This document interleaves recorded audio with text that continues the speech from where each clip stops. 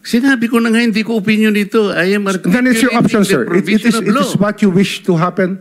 That you may proceed. Ikaw ang with what you nagbibigay wish. ng opinion, nilalagay mo yung restitution to test the goodwill of a possible applicant. It is not in the law.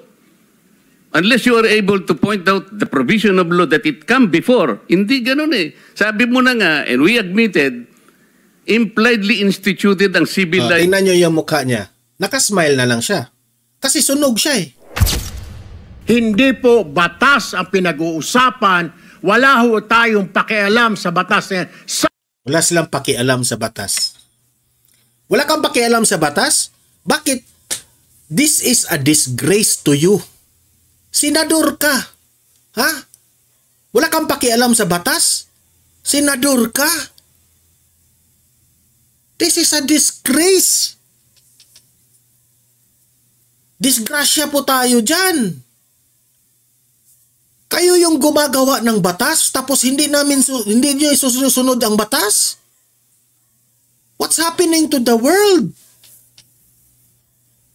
Dahil ang kanilang reasoning, taong bayan, yes, mas powerful ang taong bayan kaysa sa batas. Pero ang pinag-usapan po natin dito, buhay ng tao, buhay ng mga witness. Ano lang natin? Hayaan lang natin mga gurgur ito mga nagwi-witness ngayon. Mali kasi yung logic mo eh. Yes, ang taong bayan gusto masauli yan. Masauli natin yung pera na yan. Hindi ba natin gusto yan na masauli ang mga ninakaw ng pera ng mga kawatan by following what is on the rules, kung ano yung rule of law? We must follow the rule of law. Kahit babawiin natin itong mga ninakaw na ito, proseso pa rin tayo, sir. Parang dinisrespect na natin ang rule of law dito. Kung hindi natin, grabe, senador ka tapos sasabihin mong wala kang pakialam dyan sa batas? Grabe. Grabe, nanalo ka pa. Ganito ang kind of senador we have. Sometimes, you have to bend the law to be able to play. Bend the law. My God. Okay. Magandang araw po sa ating lahat at panibagong reaction video na naman ang ating gagawin ngayon. Dito sa vlog na ito, i-explain ko sa inyo kung bakit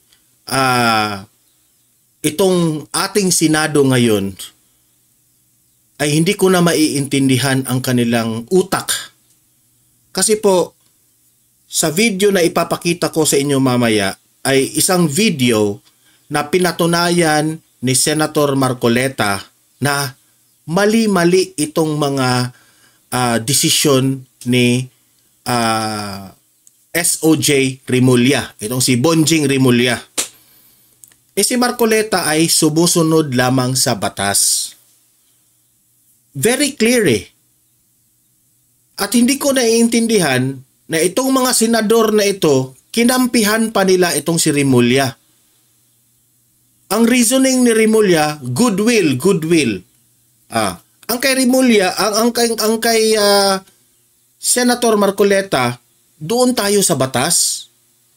Hindi tayo mag-skip sa batas. Itong mga Tulfo rin, kinampihan rin si Remulla. Pahiro rin ang style nila. Kaya nga sabi ko, kung ganito po ang Senado natin ngayon, wala na talaga. Si Marcoleta lang talaga ang matino na nag-follow sa ating batas.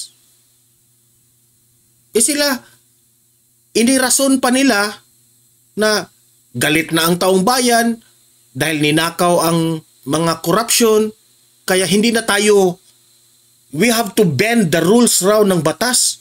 So, sabi ko sa sarili ko, useless pala yung batas na ginawa ninyo dyan, tapos hindi naman natin susundin. Ako po'y very, na-appreciate ko yung ginawa talaga ni Senator Marcoleta for following what is nasa batas, for following the rules. Pero sila, Tulfo, alam nyo naman sa mga Tulfo, kailangan nilang magmadali sa batas. Ganyan naman talaga sila Si Erwin Tulfo, si Rafi Tulfo, si Ping Lacson, etong si Kiko Pangilinan, silang lahat. Yung mga hindi abogado, mga hindi lawyer, hindi na nirirespeto ang batas natin.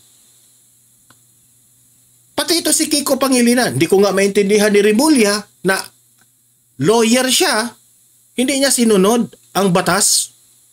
Ang sa kanya, babawiin niya muna yung mga ninakaw raw ni Diskaya bago litisin. Ang kay Marcoleta, which is nakasunod siya sa batas, imbestigahan muna natin kung magkano ang kunin natin sa kanila, ilan ba ang nanakaw ng mga Diskaya.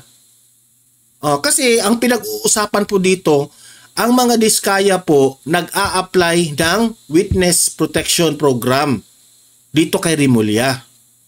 Yun naman yan ang punto. Tapos hindi nila aaprubahan not unless itong si Diskaya magbibigay ng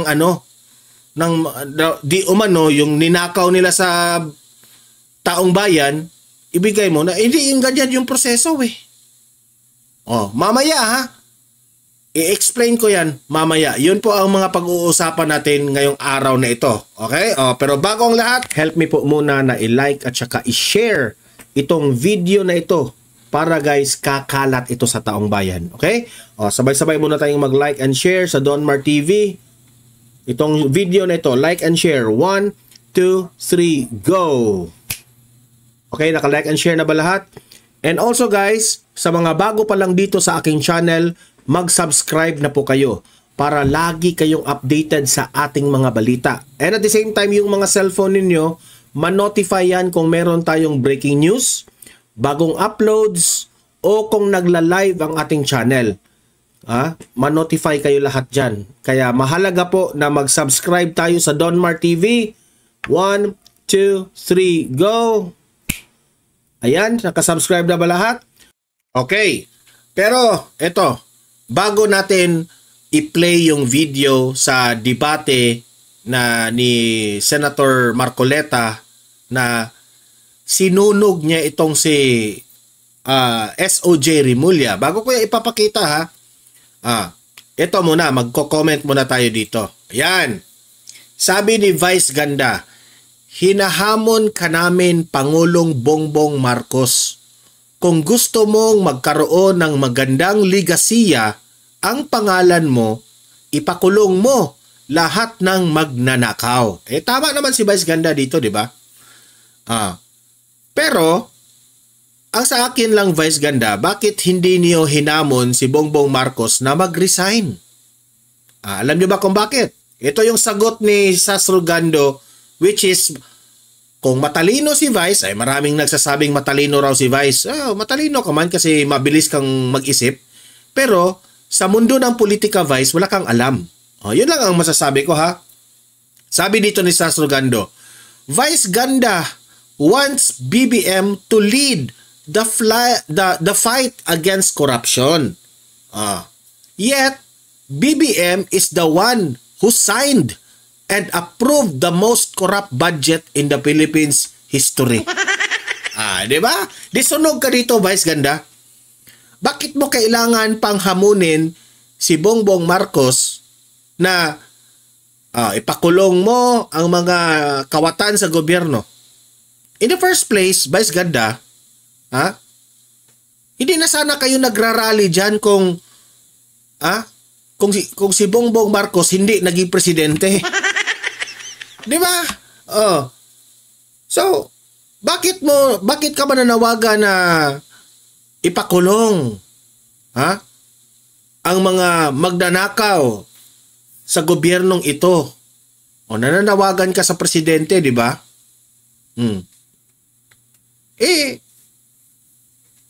Ang tama, Vice Ganda, sabihin mo kay Bongbong Marcos, Vice Ganda, na ipakulong niya ang kanyang sarili.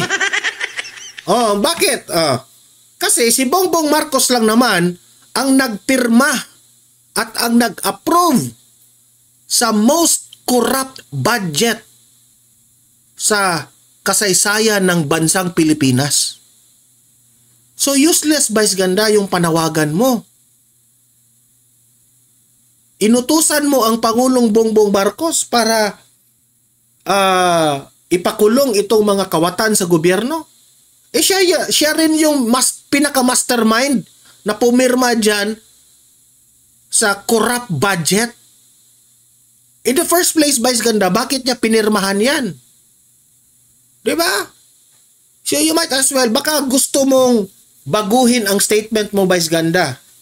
Sabihin mo na lang kay Bongbong Marcos, Bongbong Marcos, mag-resign ka na at ikulong mo ang sarili mo. Oh, ganun, di ba? Mali yung sinabi mo. Alam ko, Vice Ganda, matalino ka, may logic ka. Pero when it comes sa politika, Vice Ganda, hindi ka updated eh. Wag ka na lang makialam dito. Okay? Wag ka na makialam dito. Mag-research ka muna, Vice Ganda, bago ka magngangak-ngak at sikad-sikad ng pagiging kabayo mo dyan. Ha? Wala ka dito. Okay? Kung ako pa sa'yo, ang isigaw mo, BBM resign. May punto pa if ganyan ang isisigaw mo. Di ba? Yung taong inutusan mo, siya rin ang pumirma. Hindi useless. Ikaw kasi, Vice Ganda, yung hirap sa iyo, pumasok ka dito, mag-enter ka dito sa politika na wala kang alam. Ayan tuloy. Napahiya ka. Sunog ka dito kay Sasrugando. Bakit mo sisisihin? Ha? Si Vice Ganda gustong utusan si Bongbong Marcos para ipakulong itong mga kawatan sa gobyerno. Pero yung inutusan mo, siya pala yung pumirma at nag-approve sa pinakakurap na budget sa Pilipinas. Ay nako. Tama na, Vice Ganda. Huwag ka nang sumali dito. Ito pa. Bago natin i-play yung kay Marcoleta at itong si Remulla. Ito.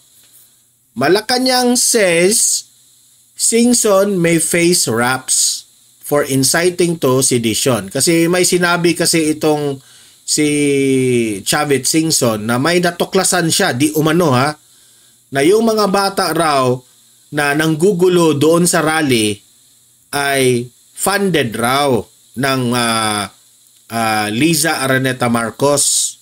Okay? At sino yung isa? Nakalimutan ko.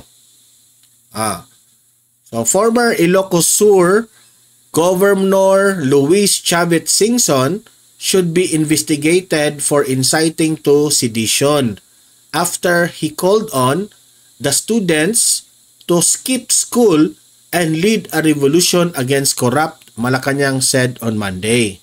Ito yung press con ni Chavit Singson na sinabi niya na hayaan na natin ang mga bata kung galit na sila sa korupsyon na nangyari sa bansa natin, future rin naman nila ito ng mga kabataan.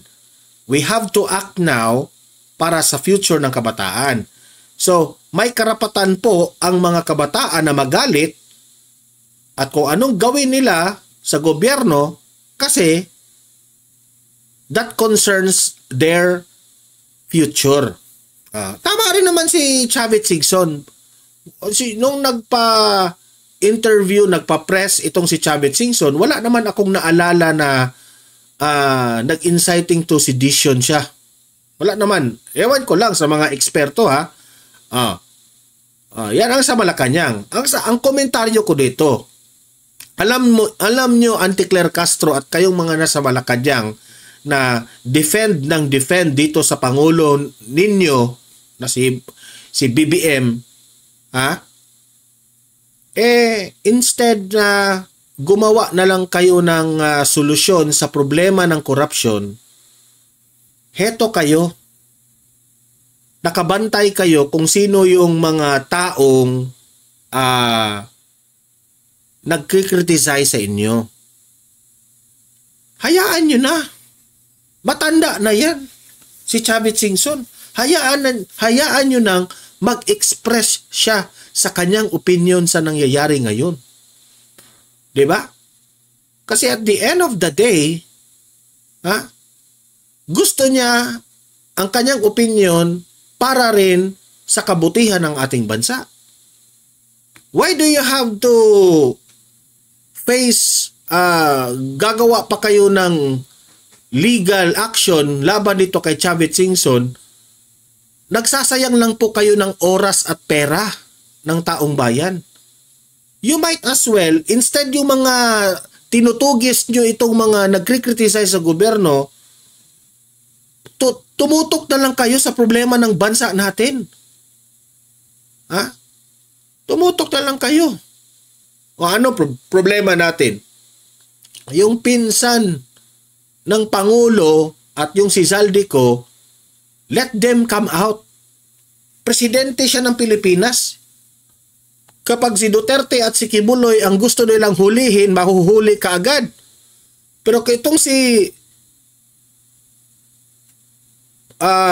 House Speaker, dating House Speaker Romualdez at itong si Zaldico, na gusto nating makausap ng taong bayan para managot dito sa mga akusasyon nila,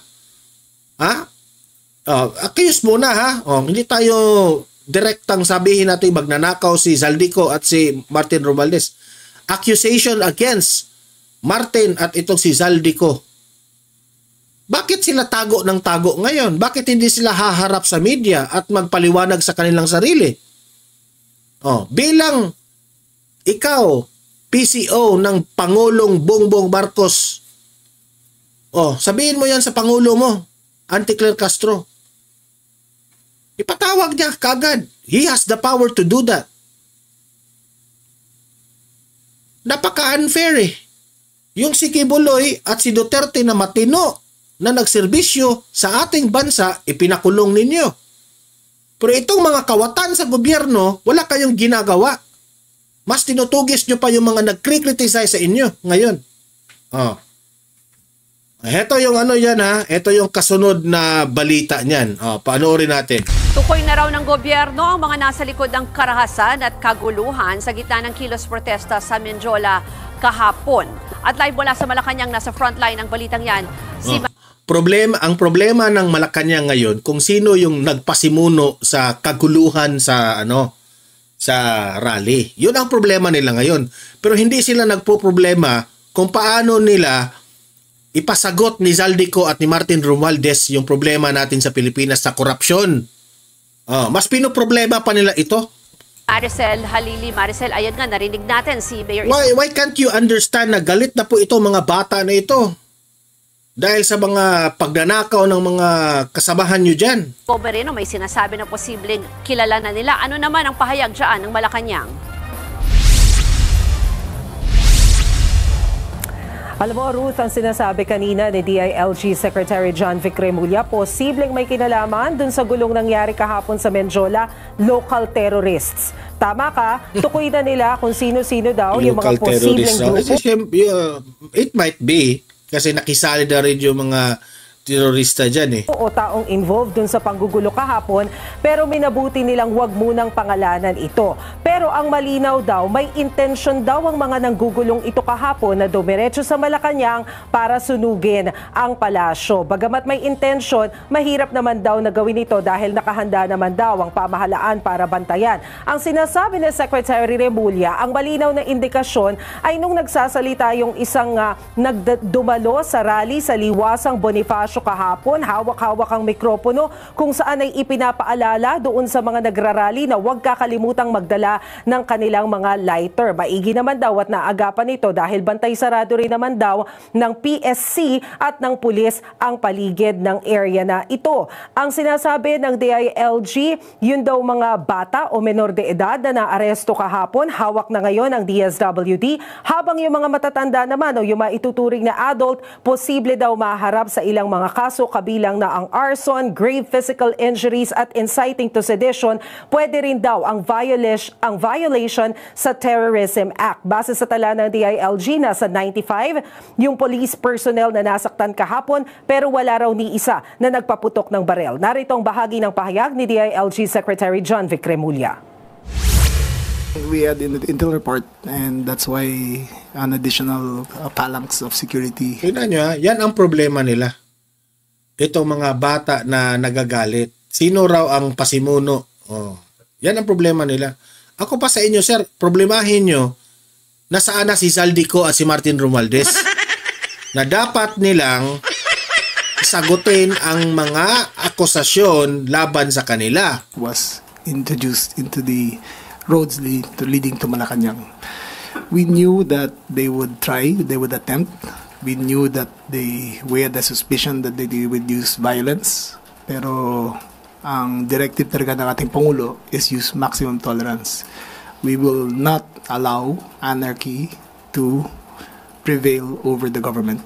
So, ginawa namin ang lahat.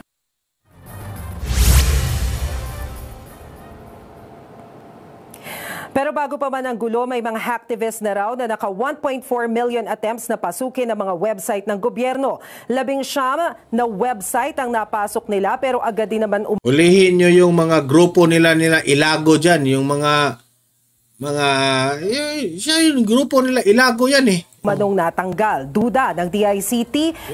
Yung grupo yan ng mga Makabayan Black, yung iba dyan eh. Sa nag-oorganisa ng gulo ang grupong ito o yung binansagang Team Itim. Nagtuturo pa raw ang mga ito sa na-hack na sites kung paano gumawa ng Molotov cocktail pero agad naman na-down. Narito ang pahayag ng DICT. Yung mga hacktivists naman, usually sinasakyan nila yung cause. They express their protest in the cyberspace. Natre-trace sa kanila. Ito yung first incident na nakita namin. Naglalagay po sila nung how to create a Molotov dun sa web.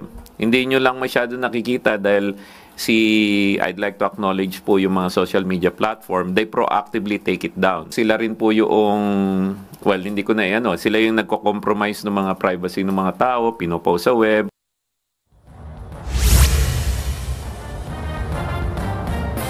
Ruth, kahapon na tama naman siya na merong mga iba dyan na mga terorista na sasabayan ito mga ganitong event.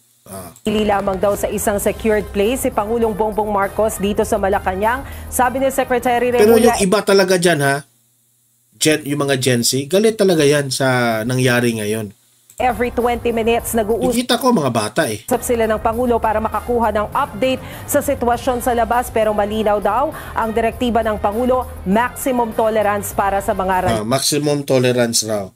Alam mo, Bongbong Marcos, hindi sana nagkarali-rali kung hindi mo pinirmahan yung budget na yan. Ikaw ang mabiblame dito eh. Hindi ko kinakampihan itong mga nagrarally. Mali rin yung ginagawa nila. Sobrang mali yun. Kasi yung mga DDS na mga nagrarally dyan, very peaceful eh. Tapos itong si Hidarian, pinagbibintangan pa niya ang mga DDS. Yun pala, yung mga nahuli, mga kasamahan nila, di ba?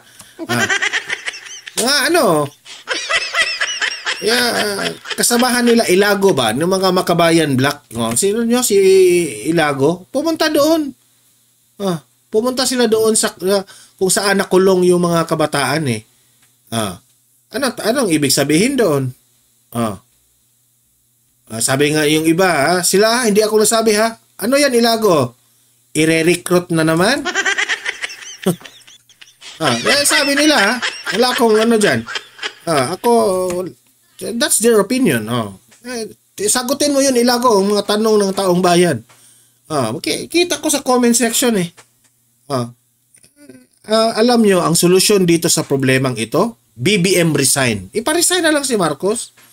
Marcos, kusang loob ka na lang resign. Kasi at the end of the day, yung corruption na ito, party ka dito sa kamalian mo, irresponsable ka, hinayaan mo. Kung hindi ka man nagkukorap, hindi ka nagkorap, pero bakit mo pinirmahan itong corrupt budget na ito? Di ba? Na alam mong posibleng magka-corruption ito. Di ba? Diyan siya mali. Heto, punta na tayo dito. Tingnan nyo itong video na ito. Sunog na sunog itong si SOJ, Bonjing Rimulya, kay Senator Marcoleta. Ito, panoorin natin. Senator Marcoleta. Thank you, Mr. Chair. Mr. Secretary, a couple of days ago, in the last hearing when you were here, we somehow settled the issue that restitution is not a requisite for an applicant to the WPP. Is that correct? It's not in the law. But sa akin ko kasi, hindi lang po batas na nagdidictate dito. It's also what is morally right, what is expected of us. Yan po kasi, kahit hindi nilagay sa... Ang kanyang reasoning, morally right at goodwill raw. Pero si Marcoleta, batas ang susundin. Batas. Kayong humusga dito ha, sinong tama sa kanila? Batas, mga given po yan sa ating lipunan. What do you mean by that, Mr. Secretary? Kasi wala nga sa batas yung ano. Wala nga sa batas. Yung Then, requirements ano batas? for admission to the witness protection. Ang restitution is not part of it. Yes, it is not. Pero hindi mo nangangahulugan na hindi namin pwede i-layout yan depending on the case. Mr. Secretary, I am still in the stage where a particular applicant wishes to apply. Ang applicant po dito si Diskaya. Gustong mag-apply ng Witness Protection Program. Itong si Diskaya, bago makapag-apply sa Witness Protection Program, binigyan na ng kondisyon nitong si Remulla. Ano yung kondisyon? Isauli yung ninakaw nilang pera. Which is, hindi po tama yun. Hindi po ganun yung batas. Explain niya ni Marcoleta. Under that program. And there is a process. In the process, restitution is not one of the requisites. Is that correct? Opo, pero if it's in terms of this case being a financial crime, sir, this is a crime against the financial status of the Filipino people, of the Philippine Republic. I think that it's just right. Mr. Secretary, are you amending the provision of the law? No, sir. But that is how we run the Witness Protection Program. As a lawyer, Mr. Secretary, may I ask you, in a criminal prosecution, the civil liability is impliedly instituted. Is that correct? Of course. Kaya nga hindi naman nangangahulugan kung sakasakali na natapos na yung criminal prosecution, kapag ka nakita na mayroong criminal liability yung tao, because it is impliedly implied, doon lang magkakaroon ng restitution. It will come after. Paano mo sasabihin na magre-restitute ang isang tao? Meron na bang findings kung magkano i-restitute on how it can be restituted? Nag-a-apply pa lang eh. Huwag po ninyong babaguhin ang requisite ng batas, Mr. Secretary. I thought nung dumating ka dito, nagkaintindihan na tayo eh. Kaya nabablar ang proceedings natin eh. Kaya nga kinote ni, siguro, ang chairman kanina gusto kong ituloy ito. Sinabi niya, nagpa-interview siya, na goodwill and sincerity should be done para i-test. Pwede ba yung ganito? I respect your opinion, sir. But it is not my opinion, it is in the law, Mr. Secretary. Yes, sir. Yes. Hindi po opinion ang pinag-uusapan dito, Remulla. Ang pinag-uusapan po dito, batas. Hindi mo sinunod ang batas. You are skipping the law. Hindi, kagaya ka ng mga tulfo, mahilig mag-skip sa law. Tingnan nyo mamaya. Re-rest back si Erwin Tulfo. Bida-bida itong si Erwin Tulfo. Sinama niya pa yung taong bayan para nasa kanya yung sentimiento ng taong bayan. Pero mali eh. Huwag niyong gamitin ang taong bayan dito. Pera ito na ninakaw ng mga Diskaya. Yes. Hindi niyo aprubahan ang kanilang witness. Binabato na nga yung gate nila. Kung magurgur itong mga Diskaya na ito, sino pa ang makapagsabi, sila yung nag-expose sa mga, sila yung nag-expose sa mga kay Zaldico at ni Martin Romualdez. Kung mamamatay itong mga taong ito dahil hindi nyo binigyan ng Witness Protection Program, dahil ang kondisyon nyo, isauli nyo muna yung ninakaw, mali po yun, sir. Hindi ibig sabihin na hindi po natin isasauli yung pera na ninakaw nila. Isasauli yan. Kaya nga may investigasyon muna bago isauli yon. Kasi malaman ba natin kung ilan yung ninakaw nila? Unfair naman siguro yan. Na magsauli sila ng pera na hindi natin kwentahin kung magkano yung ninakaw nila. Paano nila ninakaw? At sino ang mga taong involved? Diba? O sige nga, dahil gusto nyo na ang mga Diskaya isauli kaagad itong mga pera na ninakaw. Sige nga, sabihin nyo yan kay Zaldico at ni Martin Romualdez. Kaya mo? Kaya mo ba yan, Rimulya? Hindi, di ba? Proseso po tayo, sir. Daan po tayo sa batas. Kung anong nasa batas, doon po tayo. Sir, but I am operating... The arbiter Sir, is can I the speak, law. sir? May I speak, sir? Yes, you I'm are operating from the Senator Marcoleta, from the kindly allow vantage the point of the reason behind the law, sir. What is the reason behind the law? So that we can get justice, and justice can only be attained if there is restitution. So that is the principle behind all of these things that we are talking about now. Mr. Secretary, restitution will come after. It cannot be... Sir, it can come before or after, sir. It can come before or after. You cite the law that it come before. Wala nga po sa batas eh. Sir, Huwag po ninyong babaguhin ang sir, batas, we Mr. Secretary. are- Sunog ka dyan, Rimulya. Yang mga pinagsasabi mo, wala yan sa batas. Wala yan sa libro ng batas. Gumagawa ka sa sarili mong batas. Anong klaseng lawyer ka? Di ba? Simple. Very simple ang very simple talaga yung argumento. Pinagpipilitan talaga yung mali. Operating on a unique set of facts, and we are, all of these matters are being evaluated because the gravity of this financial crime cannot be underestimated, and that the more assets that we're able to preserve at the outset, the better for our country, sir. Mr. Secretary, I'm very sorry for such a reasoning like that. Alam mo, nakikinig I'm very ang sorry, buong sir. bansa. Also, sir, I'm very sorry too if you do not agree with me. But I respect your opinion, sir, and we will carry out our job as we deem fit, as we see. Mr. Chair, I said that the I am country not needs. expressing an opinion here. I am articulating the provision of law. You do not change the provision of law, Mr. Secretary. You may be disbarred from doing this. Then it's your opinion, sir. It's your option, sir. Pwede ka madisbar dyan, Rimulya. Lawyer ka, tapos hindi mo susundin ang batas. Pwede ka madisbar dyan. Nagtatanong nga kami, paano ka nakapasa bilang lawyer? Na at the end of the day, pwede lang palang hindi natin sundin ang batas.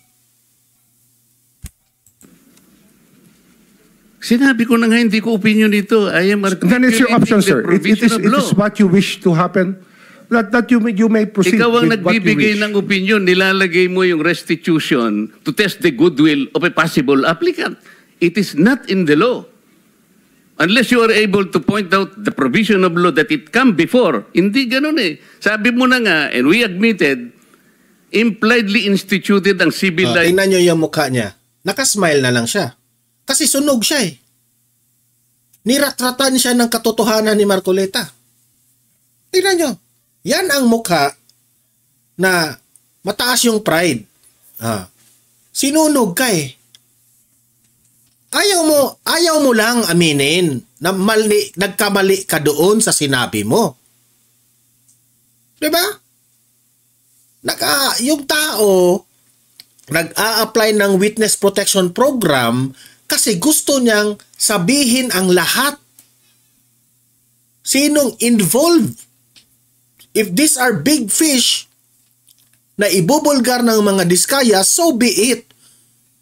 But kailangan niya ng proteksyon ng ating gobyerno, ng ating kayong mga kapulisan.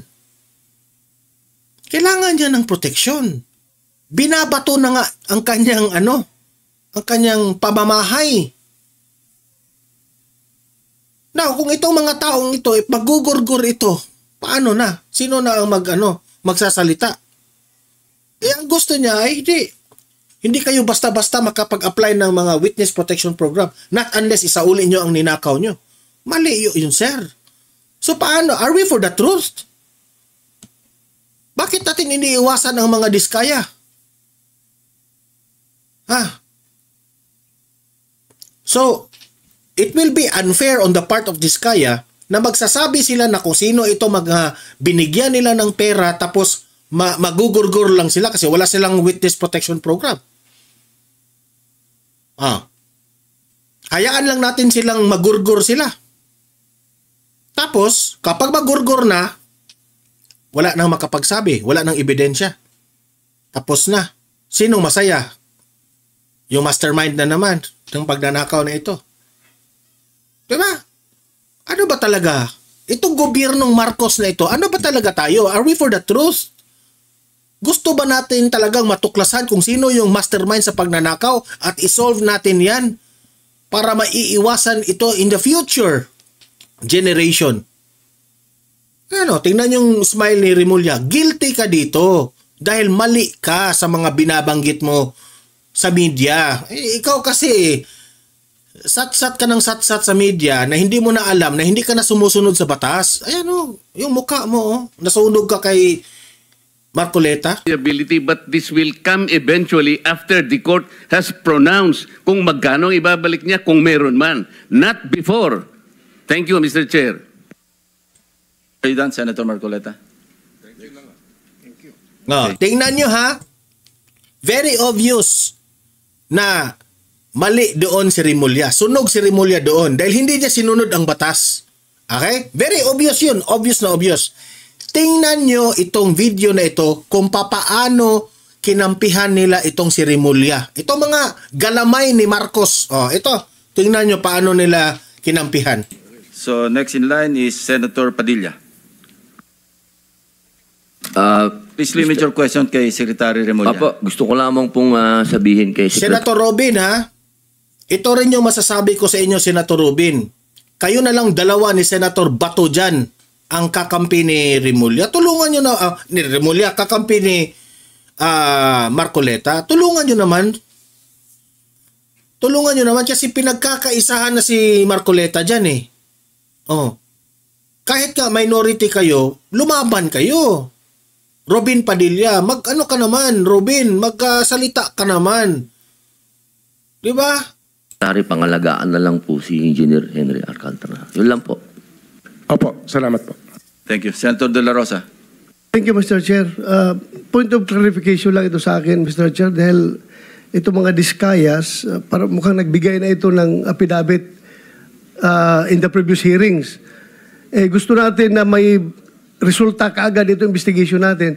Baka pwedeng isama na rin yung affidavit nila, sir, na evaluate ng DOJ para isang bagsakan na lang pagpile ng kaso dahil marami sila binanggit na pangalan ng mga congressman. As a matter of fact, undergoing evaluation.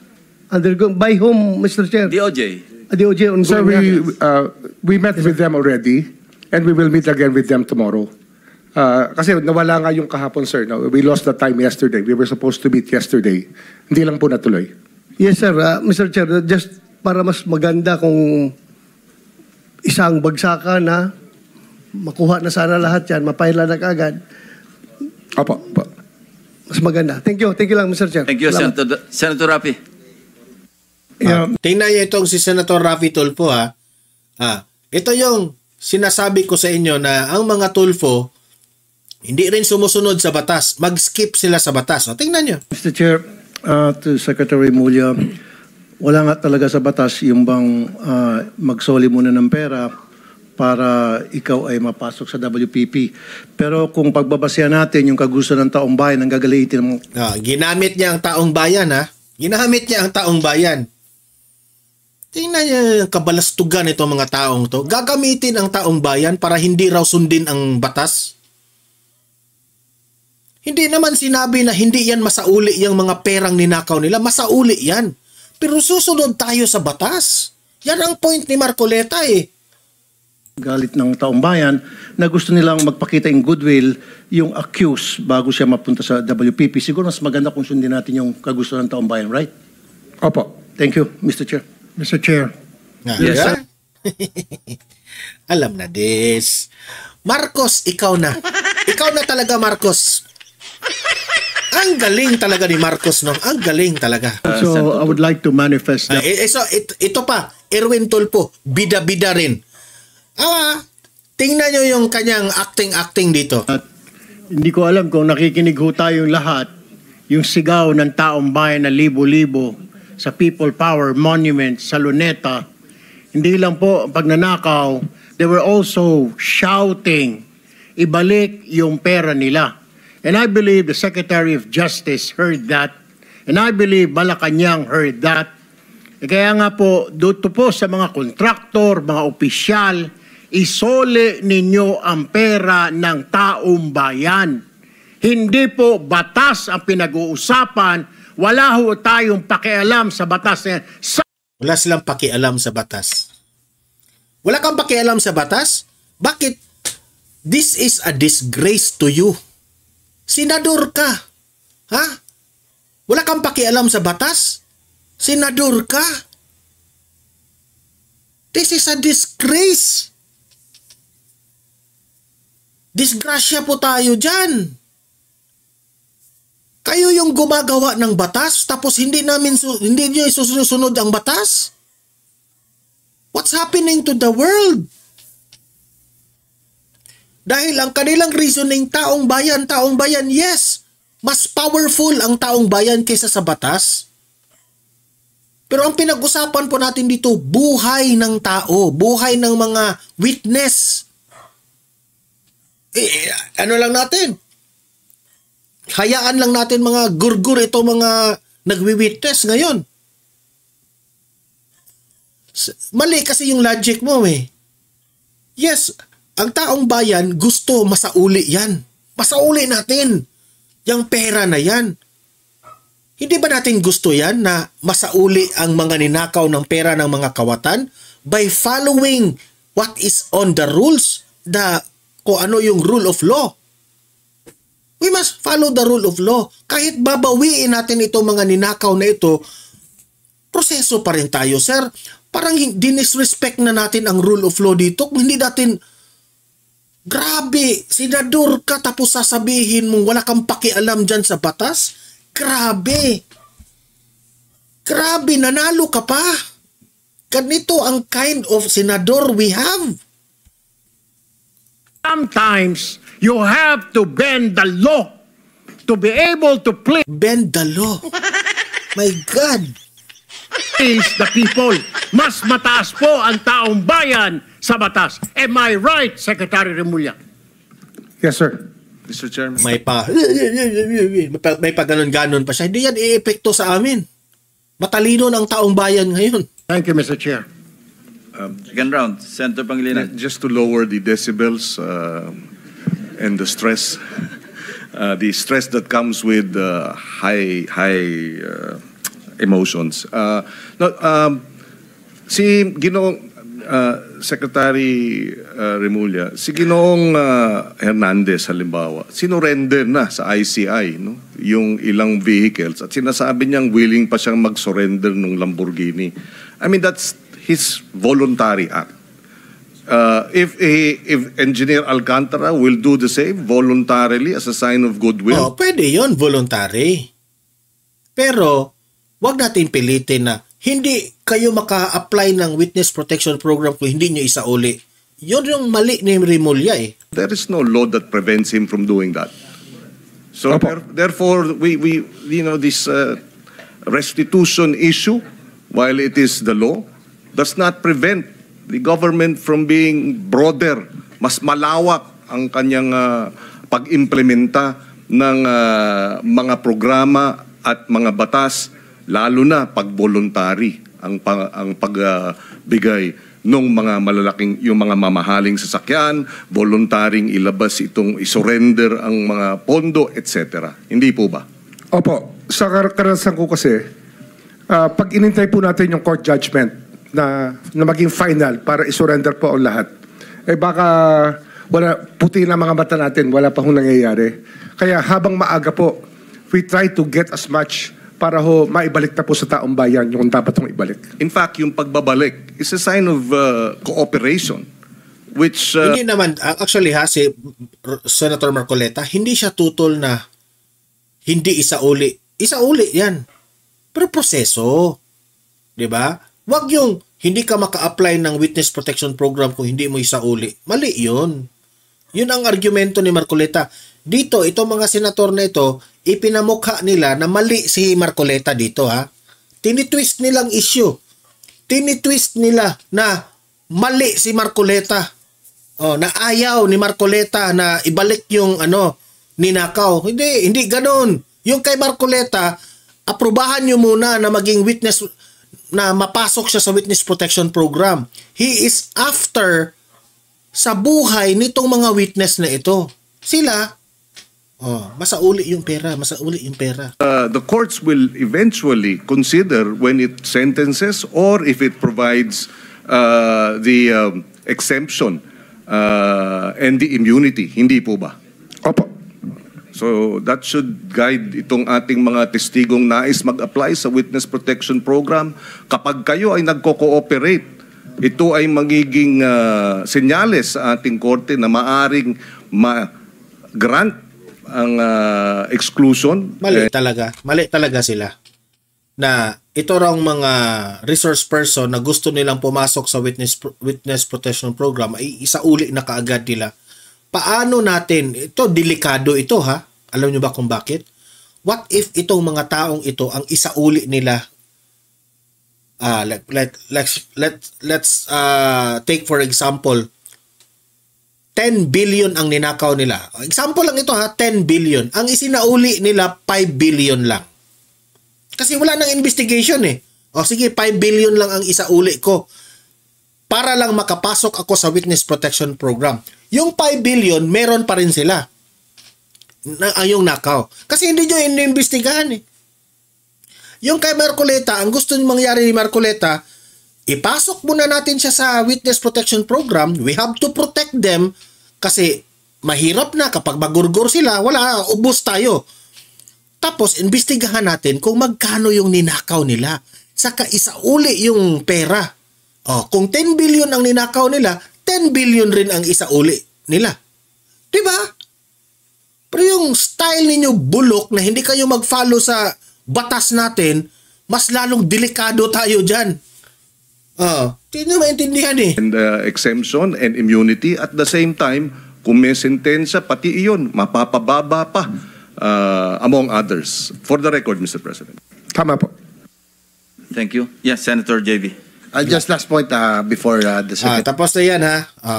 Kayo mga audience ko dito sa Donmar TV, libre kayong mag-comment, mag-react. Ano ang masasabi nyo sa mga senador na ito? Ilatag nyo ang inyong argumento at usap-usap tayo sa comment section. Don't forget guys, i-like, i-share para marami po ang makaalam dito sa mga pangyayaring ito. Okay? And sa mga ngayon lang nanood sa aking channel, sa YouTube, sa Donmar TV, consider na i-subscribe po kasi libre lang po ang subscription, walang bayad yan. Okay? See you in my next video. Have a great day. Have a great night. God bless po sa ating lahat. Mabuhay ang Pilipinas and God save the Philippines.